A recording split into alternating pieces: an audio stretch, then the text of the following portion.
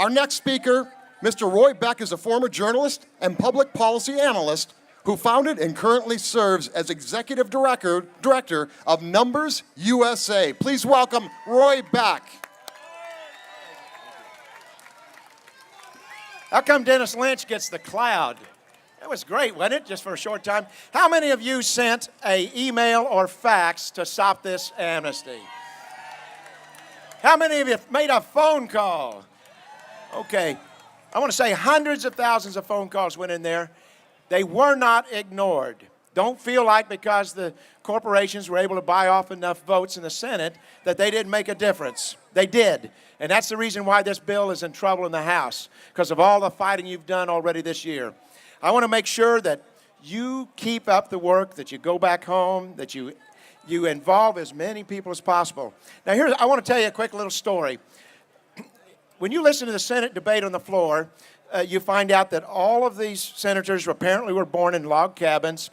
Senator Graham pointed out that his parents didn't have high school educations, and therefore anybody, if it turns out that the average education of 11 million illegal aliens is 10th grade, all of them can become U.S. senators too. We should expect that. Now, the fact is we all have some kind of humble story somewhere. I want to tell you a quick one of mine. When I was working my way through college, I was a gopher on bridge construction.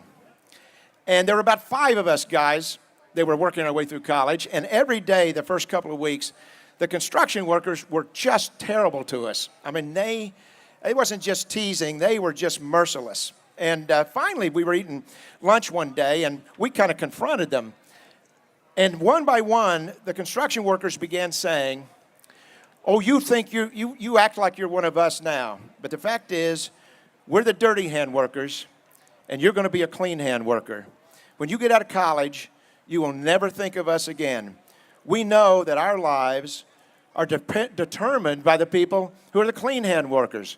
You college boys and girls, you make all the rules that affect our lives, and you don't care about us. You won't understand us." Now, this is what's going on right now in this country. The people in Congress, they like to brag about whatever humble roots they have, but they aren't humble enough, they don't remember the roots enough to think what it's like to earn an hourly wage. They don't know what it's like to even earn a salary that is depressed year after year after year.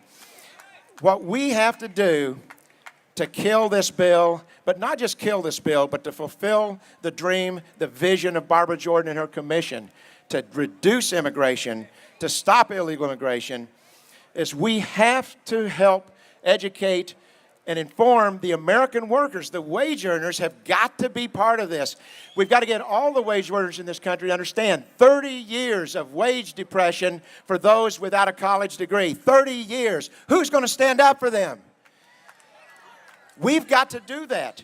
Now, it's not just the wage earners now.